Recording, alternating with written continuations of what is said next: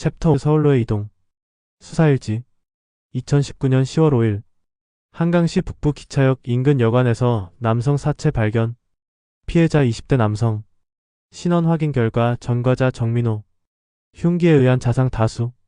피해자가 입고 있던 청바지 분실. 범인이 옷을 탈취한 것으로 추정. 기차역 직원 진술 종합 결과 용의자는 서울행 기차 탑승 가능성. 서울경찰청에 협조 요청. 일기 10월 4일 밤 또 전화가 왔다. 북부 기차역 근처 여관에서 시체가 발견됐다고. 새벽 2시였다. 잠을 자고 있었다. 아니, 정확히는 잠을 자려고 애쓰고 있었다. 요즘 제대로 잠을 잔 적이 없다. 눈을 감으면 죽은 아이들이 보인다. 현장으로 달려갔다. 싸구려 여관이었다. 기차역에서 걸어서 5분 거리. 하룻밤 10,000원짜리 방. 여관 주인이 말했다. 어제 저녁 7시쯤 두 남자가 왔다고. 하룻밤 묵겠다고. 방을 내줬다고. 그런데 오늘 저녁 체크아웃 시간이 지나도 안 나와서 문을 두드렸는데 대답이 없었다고. 열쇠로 열고 들어가 봤더니 한 명이 죽어 있었다고. 방으로 들어갔다. 좁은 방이었다. 침대 하나, 작은 탁자 하나. 그게 전부. 침대 옆 바닥에 남자가 쓰러져 있었다. 20대 후반. 상체에 자상이 여러 군데. 이미 식어 있었다. 신원을 확인했다. 정민호. 28세. 전과자였다. 절도. 폭행. 출소한 지 한 달. 여관 주인에게 물었다. 같이 온 남자는 어떻게 생겼습니까? 주인이 말했다. 키가 작았다고. 깡말랐다고. 얼굴은 잘 기억 안 난다고. 어두웠고 모자를 눌렀었다고. 몽타주를 보여줬다. 이 사람입니까? 주인이 고개를 갸우뚱했다. 비슷한 것 같기도 하고 확실하지 않다고. 방 안을 수색했다. 피해자의 가방이 있었다. 속옷 몇 벌, 양말, 그리고 칼 한 자루. 칼이 있었다. 그런데 왜 당했을까? 검시관이 말했다. 잠을 자던 중 습격당한 것 같다고. 저항할 틀도 없었을 거라고. 이상했다. 범인은 왜 이 남자를 죽였을까? 여태까지는 모두 돈 때문이었다. 강도 살인이었다. 하지만 이 남자한테서 뺏어간 건 청바지였다. 침대 위에 피 묻은 옷이 있었다. 범인이 입고 있던 옷인 듯했다. 그리고 피해자가 입고 있어야 할 청바지가 없었다. 범인은 옷을 갈아입은 것이다. 자신의 옷에 피가 묻었기 때문에. 그래서 정민호의 청바지를 가져간 것이다.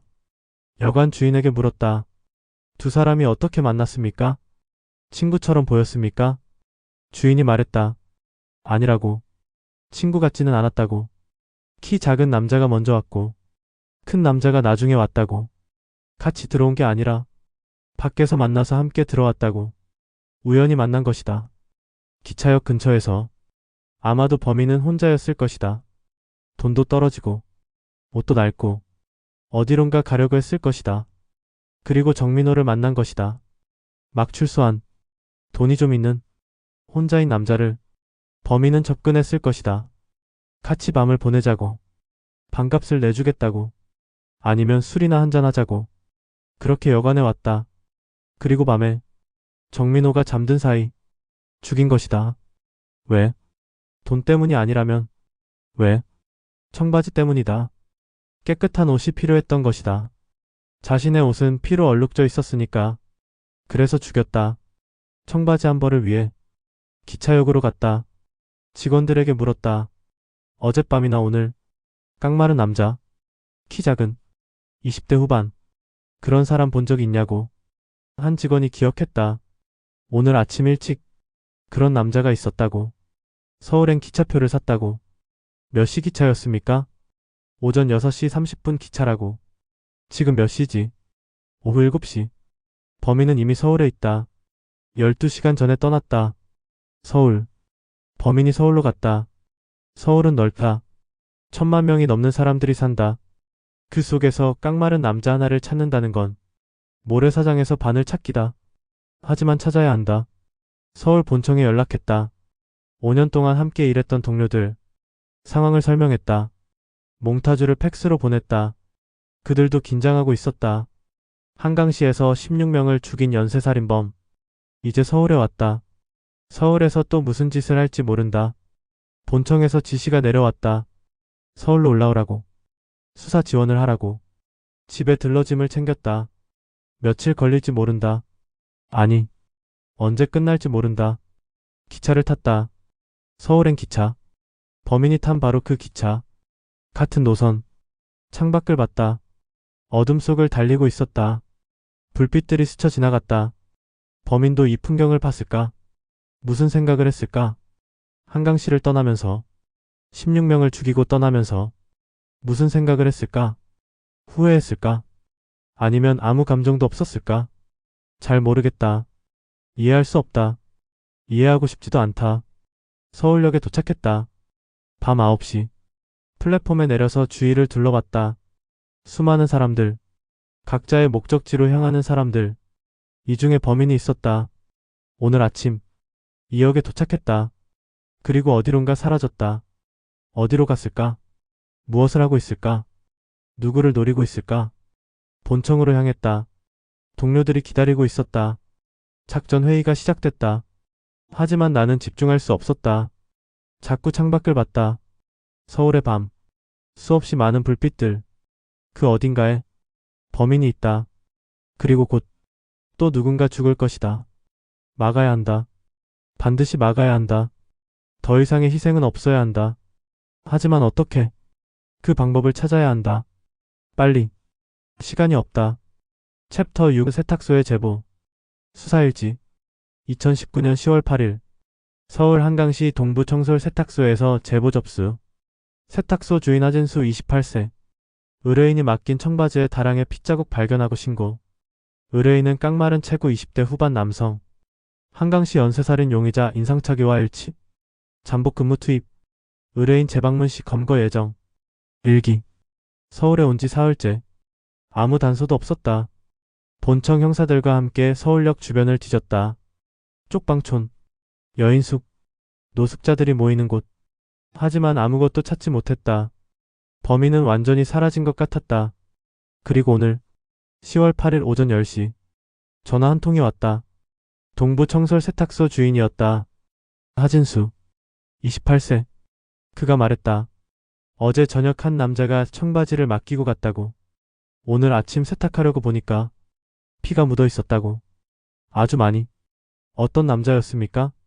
하진수가 말했다. 키가 작았다고. 마른 체구. 20대 후반쯤. 얼굴은 평범했다고. 몽타주를 보여드렸습니다. 네. 아침에 뉴스에서 봤다고. 그래서 신고한 거라고. 지금 그 청바지 어디 있습니까? 세탁소에 있다고. 그대로 보관 중이라고. 만지지 마십시오. 지금 갑니다. 전화를 끊고 뛰쳐나갔다. 청솔 세탁소. 동부지역 주택가 골목 안. 작은 가게였다. 하진수가 기다리고 있었다. 긴장한 얼굴이었다. 청바지를 보여달라고 했다. 그가 비닐봉지에 든 청바지를 꺼냈다. 푸른색 청바지. 낡았다. 여기저기 색이 바랬다. 그리고 곳곳에 검붉은 얼룩. 핏자국이었다. 이게 맞습니다. 정민호의 청바지. 범인이 가져간 그 청바지. 언제 맡기고 갔습니까? 어제 저녁 6시쯤이라고. 뭐라고 했습니까? 피에 대해서 뭐라고 했냐고. 하진수가 말했다. 코피라고 했다고. 친구랑 싸우다가 코피가 났다고. 그래서 묻었다고. 그리고 언제 찾으러 온다고 했습니까? 내일 오후쯤 온다고 했다고. 그러니까 오늘 오후. 지금 몇 시죠? 오전 11시. 아직 시간이 있다. 본청에 연락했다. 상황을 보고했다. 즉시 팀이 구성됐다. 형사 8명. 세탁소 주변에 배치했다. 건너편 식당에 2명. 옆 골목에 2명. 세탁소 뒤쪽에 2명. 나는 세탁소 안에 있었다. 하진수와 함께. 대기가 시작됐다. 정오가 지났다. 오후 1시가 됐다. 2시가 됐다. 나타나지 않았다. 혹시 눈치챘을까? 신문에서 몽타주를 봤을까? 그래서 안 오는 걸까? 손에 땀이 났다. 권총을 만져봤다. 장전을 확인했다. 하진수가 떨고 있었다. 긴장하지 마십시오. 우리가 있습니다. 내가 말했다. 하지만 나도 긴장하고 있었다. 5년 형사생활. 가장 긴장되는 순간이었다. 오후 3시.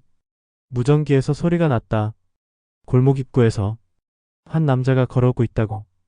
키 작고 마른 체구, 몽타주와 비슷하다고. 온다, 온다. 숨을 멈췄다. 세탁소 문이 열렸다. 종소리가 울렸다. 남자가 들어왔다. 정말 작았다. 160cm도 안 돼 보였다. 말랐다. 뼈만 앙상했다. 얼굴은 몽타주와 비슷했다. 하지만 실제로 보니 더 초라했다. 더 평범했다. 이 남자가 16명을 죽인 그 남자가. 그가 말했다. 세탁물 찾으러 왔다고. 어제 청바지 맡긴 사람이라고. 하진수가 떨리는 목소리로 말했다. 잠시만요. 찾아볼게요. 나는 뒤쪽에 숨어 있었다. 무전기 버튼을 눌렀다. 들어왔다. 지금. 하진수가 시간을 끌었다. 영수증이 어디 갔죠? 잠깐만요. 남자는 가만히 서 있었다. 의심하는 기색이 없었다. 태어냈다. 밖에서 인기척이 났다. 형사들이 위치를 잡는 소리. 남자가 고개를 돌렸다. 밖을 봤다. 지금이다. 뛰쳐나갔다. 경찰이다. 움직이지 마. 남자가 돌아봤다. 놀란 표정. 하지만 도망치려 하지 않았다. 다른 형사들이 들이닥쳤다. 남자를 둘러쌌다. 남자는 저항하지 않았다. 그냥 멍하니 서 있었다. 수갑을 채웠다. 차가운 쇠. 그의 마른 손목에 잡았다. 드디어 잡았다. 남자를 차에 태웠다. 본청으로 향했다. 차 안에서 그를 봤다. 뒷좌석에 앉아있는 그를. 수갑 찬 손을 무릎 위에 올려놓고 창밖을 보고 있었다. 무슨 생각을 하는 걸까? 지금 이 순간 잡혔다는 걸 알까? 끝났다는 걸 알까? 그의 얼굴은 너무나 평온했다. 본청에 도착했다. 취조실로 데려갔다. 의자에 앉혔다. 이름이 뭡니까? 그가 대답했다. 박진우. 나이는 27. 어디 삽니까? 대답하지 않았다. 청바지에 묻은 피. 그게 뭡니까? 그가 말했다. 코피라고. 친구랑 싸웠다고. 무슨 친구입니까? 이름은 모른다고. 길에서 만났다고. 거짓말이다. 나는 알고 있다. 그 피가 어디서 왔는지. 하지만 서두르지 않았다. 천천히. 하나씩. 무너뜨릴 것이다. 밖이 어두워졌다. 취조는 계속됐다. 박진우. 27세. 깡마른 체구. 평범한 얼굴. 이 남자가 16명을 죽인 연쇄살인범. 드디어 잡았다. 내일 고백을 받아낼 것이다. 모든 것을. 오늘 밤은 이 악몽의 마지막 밤이 될 것이다. 챕터 7 검거. 수사일지. 2019년 10월 9일 오후 3시 40분 용의자 세탁소 재방문. 현장에서 긴급 체포. 용의자 박진우 27세. 전과 이범. 최근 출소. 체포 직후 강하게 부인. 청바지에 피는 싸움 중 생긴 것이라 주장. 하지만 진술 반복. 취조 지속 중. 범행 수법 및 피해자들의 상처 패턴에 대한 질문 시작. 일기. 10월 9일. 박진우와의 이틀째 대치? 그는 계속 부인했다. 청바지에 피는 코피라고. 친구와 싸웠다고. 길에서 만난 사람이라고. 어떤 친구입니까? 이름은? 어디서 만났습니까? 그가 말을 바꿨다. 친구가 아니라고. 불량배들이었다고. 골목에서 시비가 붙었다고. 맞아서 피를 흘렸다고. 어느 골목입니까? 대답하지 못했다. 더듬었다. 말을 만들어내고 있었다. 우리는 확인했습니다. 그런 싸움은 없었습니다. 그런 불량배도 없었습니다. 박진우가 입을 다물었다. 시간이 흘렀다. 오전이 지나갔다. 점심시간이 왔다. 밥을 먹으러 가자. 내가 말했다. 박진우가 고개를 들었다. 의아한 표정. 배고프지 않습니까? 나도 배고픕니다. 같이 먹읍시다. 중국집을 시켰다. 탕수육, 짜장면, 그리고 소주 한 병. 취조실 테이블에 음식을 펼쳤다. 수갑을 풀어줬다. 먹으십시오. 박진우가 먹기 시작했다. 천천히, 조심스럽게. 하지만 배가 고팠던 모양이다. 점점 빨라졌다. 나도 먹었다. 그와 마주 앉아. 같은 테이블에서. 언제 마지막으로 제대로 된 식사를 했습니까? 박진우가 대답하지 않았다. 그냥 먹었다. 소주를 따랐다. 그의 잔에, 내 잔에, 마십시오. 그가 잔을 들었다. 마셨다. 한 잔 더 따랐다. 박진우 씨. 그가 나를 봤다. 힘들었죠. 그가 눈을 깜빡였다. 출소하고, 아무도 안 받아주고, 일자리도 없고, 돈도 없고, 힘들었을 겁니다. 박진우가 고개를 숙였다. 나도 압니다. 세상이 전과자한테 얼마나 가혹한지. 그가 고개를 들었다. 나를 봤다. 처음으로. 제대로. 형사님은 모릅니다. 뭘 모릅니까? 아무도 모릅니다. 얼마나, 얼마나. 말을 잇지 못했다. 천천히 말해도 됩니다. 한참을. 침묵이 흘렀다. 그리고 박진우가 입을 열었다. 형사님, 사실, 한 놈을 죽였습니다. 그 말이 나오는 순간, 시간이 멈춘 것 같았다. 누구를 죽였습니까? 여관에서. 정민호라는 놈을.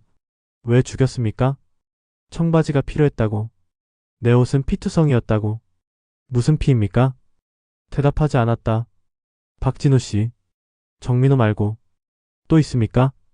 그가 고개를 끄덕였다. 천천히. 몇 명입니까? 모르겠다고. 셀 수 없다고. 생각해 보십시오. 천천히. 박진우가 눈을 감았다.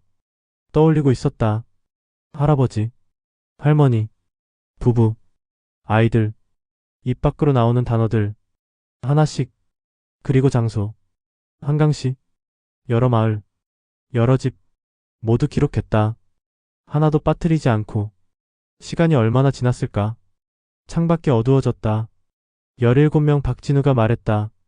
모두 17명 왜 죽였습니까? 돈이 필요했다고. 배가 고팠다고. 그게 다입니까? 박진우가 말했다. 세상이 자신을 버렸다고. 전과자라는 이유로. 아무도 받아주지 않았다고. 친척도, 친구도, 일자리도, 아무것도. 그래서 죽였습니까? 박진우가 고개를 숙였다. 아이들은요? 왜 아이들을 그렇게 죽였습니까? 영아까지, 6살 아이까지. 박진우가 떨렸다. 처음으로 감정이 보였다. 왜 그렇게 많이 때렸습니까? 필요 이상으로. 박진우가 말했다. 울었다고. 자꾸 울어서. 그 소리가 귀찮았다고. 귀찮아서. 그래서 죽였다는 겁니까? 박진우가 대답하지 않았다. 생후 4개월짜리 아기가 귀찮아서. 옷장에 숨은 6살 아이가 귀찮아서. 내 목소리가 떨렸다. 주먹을 쥐었다. 테이블 아래에서. 박진우를 보았다. 고개 숙인 그를 때리고 싶었다. 이 테이블을 뒤엎고 그를 벽에 내던지고 주먹으로, 발로. 하지만 나는 형사다. 심호흡을 했다. 주먹을 폈다. 박진우 씨, 이제 끝났습니다. 더 이상 도망갈 곳은 없습니다. 박진우가 고개를 들었다. 눈이 붉어져 있었다. 울고 있었다. 미안하다고. 정말 미안하다고. 그가 말했다. 그 말을 누구한테 해야 합니까? 나한테 하면 뭐 합니까? 죽은 17명한테 하십시오. 그 가족들한테 하십시오. 박진우가 울었다. 소리 없이. 밖으로 나왔다. 폭도에서 숨을 쉬었다. 벽에 기댔다. 동료가 다가왔다. 끝났습니까? 고개를 끄덕였다. 자백받았습니까? 그렇다고. 모두. 동료가 내 어깨를 두드렸다. 수고했다고. 이제 끝났다고. 끝났다. 사건은 끝났다. 범인을 잡았다. 자백을 받았다. 하지만 왜 이렇게 공허한가? 복도 창문으로 서울의 밤이 보였다. 수많은 불빛들. 저 불빛 중 17개가 꺼졌다. 영원히. 그리고 나는 그걸 막지 못했다. 박진우는 울고 있었다. 미안하다고. 하지만 미안하다고 해서 되돌릴 수 있는 건 아무것도 없다. 취조실로 다시 들어갔다. 박진우는 여전히 울고 있었다. 일어나십시오. 유치장으로 갑니다. 그를 데리고 나왔다. 복도를, 계단을 내려갔다. 내일 현장 검증을 할 것이다. 하나하나 확인할 것이다. 그리고 재판이 있을 것이다. 사형. 아마도. 하지만 그것도 17명을 되돌릴 수는 없다. 유치장 문이 닫혔다. 쇠창살 너머로 박진우가 보였다. 구석에 웅크리고 앉아 여전히 울고 있었다. 나는 돌아섰다. 계단을 올라갔다. 끝났다. 이제 정말 끝났다. 챕터 8 고백과 참회. 수사일지 2019년 10월 11일 용의자 박진우 자백. 총 17명 살해 시인 한강시 및 서울 일대 범행 전부 인정. 공범 존재 진술. 공범 김태식 체포. 현장 검증 예정. 범행 동기는 금품 탈취? 아동 피해자들에 대한 과잉폭력은 울음소리 때문이라 진술. 재판 회부. 사형 선고. 교화 프로그램 참여 중. 기독교 세례 받음. 일기. 한 달 후 재판.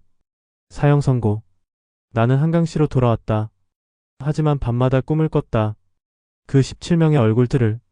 그러던 어느 날 교도소에서 연락이 왔다. 박진우가 나를 만나고 싶다고. 교화위원 김혜숙의 상담을 받고 세례를 받았다고. 면회실. 창문으로 햇살이 들어왔다. 박진우가 들어왔다. 달라져 있었다. 얼굴이. 눈빛이. 테이블 위에 성경이 있었다. 낡은 성경. 오랜만입니다. 형사님. 평안합니다. 박진우가 말했다. 평안하다고. 형사님. 저는 용서받았습니다. 하나님께 죄사함을 받았습니다. 나는 아무 말도 할 수 없었다. 김혜숙 선생님이 매주 와서 말씀을 들려주셨습니다. 제가 얼마나 큰 죄를 지었는지 이제 압니다. 17명의 목숨을 제가 빼앗았습니다. 그걸 이제 아십니까? 하지만 하나님은 저를 용서하셨습니다. 이제 저는 하나님의 자녀입니다. 나는 그를 봤다. 정말로 평온해 보였다. 17명을 죽인 그 손이 성경을 쥐고 있었다. 엄마 품에 영아를 때려 죽인 손이 옷장 속 6살 아이를 찾아내 죽인 손이. 형사님도 믿으십시오. 하나님을. 내가 왜? 형사님도 힘드시죠? 밤마다 악몽 꾸시죠? 하나님께 기도하십시오. 그러면 평안을 얻으실 겁니다. 저처럼. 나는 참았다. 소리치고 싶었다. 피해자 가족들은 어떻게 합니까? 뭐라고요? 17명의 부모 형제 자식들. 그들도 당신을 용서했습니까? 박진우가 멈칫했다. 아직 만나지 못했습니다. 그럼 당신 혼자만 용서받은 겁니까? 하나님이 용서하셨으니 그것으로 충분합니다. 충분하다고. 나는 일어섰다. 옷장에 숨었던 6살 아이. 그 아이 부모는 어떻게 합니까? 생후 4개월 영아. 그 아이 엄마는 어떻게 합니까? 그들이 흘린 눈물은. 박진우가 고개를 숙였다. 당신은 평안하다고 합니다. 좋습니다. 하지만 그들은 평안하지 않습니다. 밤마다 울고 있습니다. 죽은 가족을 그리워하며. 저도 압니다. 그래서 매일 기도합니다. 그분들을 위해서도. 기도요? 기도가 뭘 바꿉니까? 죽은 사람이 살아 돌아옵니까? 박진우가 눈물을 흘렸다. 형사님, 제가 할 수 있는 건 이것뿐입니다. 참회하고 기도하는 것. 진심입니까? 정말로 참회하는 겁니까? 아니면 죽음이 두려워서 마지막 위안을 찾는 겁니까? 박진우가 나를 똑바로 봤다. 모르겠습니다. 제가 진심인지 저도 모르겠습니다. 하지만 이것만은 확실합니다. 저는 지금 처음으로 편안합니다. 나는 아무 말도 할 수 없었다. 면회실을 나왔다. 교도소 밖으로 나왔다. 가을 바람이 차가웠다. 박진우는 평안하다고 했다. 그렇다면 나는 왜 여전히 괴로운가?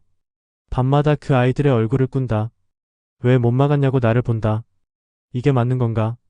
이게 정의인가? 용서란 무엇인가? 구원이란 무엇인가? 17명을 죽인 사람이 하나님께 용서받았다고. 그래서 평안하다고. 죽은 17명은 어떻게 되는가? 그들의 가족은? 그들의 눈물은? 누가 그들을 위로하는가? 차에 올랐다. 시동을 걸지 못했다. 나는 모르겠다. 정의가 무엇인지, 용서가 무엇인지. 17명을 죽이고도 평온해질 수 있는가? 오늘 밤 그는 편안히 잠들 것이다. 하지만 나는 또 악몽을 꿀 것이다.